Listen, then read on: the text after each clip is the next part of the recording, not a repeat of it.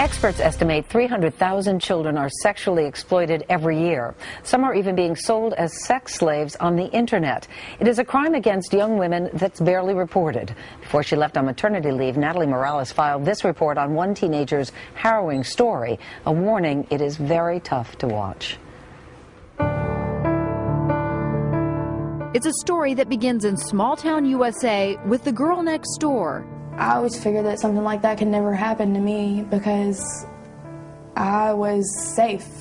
I was always careful. At 16, Shauna Newell had heard the stories of the thousands of young foreign women being tricked into modern-day sexual slavery. I always thought that stuff like that only happened to people who were like putting themselves in that position, in that predicament, you know, like girls who were floozies and girls who just took life for granted, and I wasn't that kind of person, you know. I dressed respectably, I never showed my body off ever. But this Florida teenager's life took a terrifying turn when she was trafficked by the most unlikely criminal, a fellow 16-year-old girl. She was a really good friend. Shauna says that girl, a 16-year-old we'll call Kathy, worked hard to gain Shauna's trust, and within months, a deep friendship was born. Shauna spent weeks lobbying her mother for permission to spend the night at Kathy's house. And Shauna's just begging me, so I finally give in. Her dad took us to this house and said he'd be right back, and he left us there, and I asked for some water because I was thirsty, and I drank the water and I blacked out.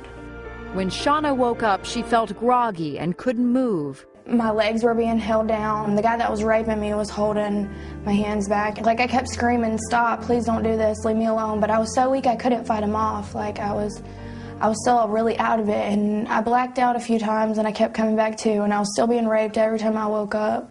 At home, her mother started to worry. My cell phone rang, and all I heard was, "Mommy, help me," and the phone went dead.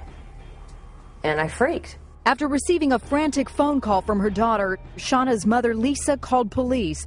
She says they told her not to worry and tried to convince her Shauna had run away. He's like, "Oh, well, you know, there's nothing I can do, you know, teenagers." And I was like, "No, you don't understand. I know my children. Something's wrong." Not every child that's designated as a runaway is a runaway child. My daughter, Polly, who was kidnapped by a vicious, brutal, life-term criminal, was thought to have run away for a long period of time.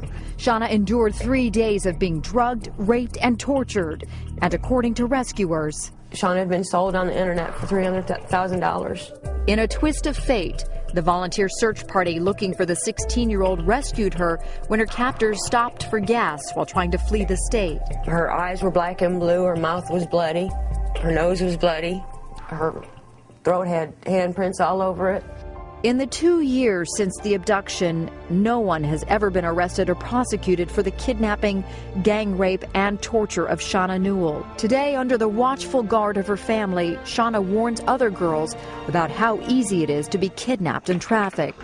Her mission? To save other girls from a similar fate. To this day, I'm still scared to go out. Like, I went to the beach a few weeks ago and I saw the dude who raped me, and he just looked at me like, "Hey, you know, I mean, you ruined my whole life.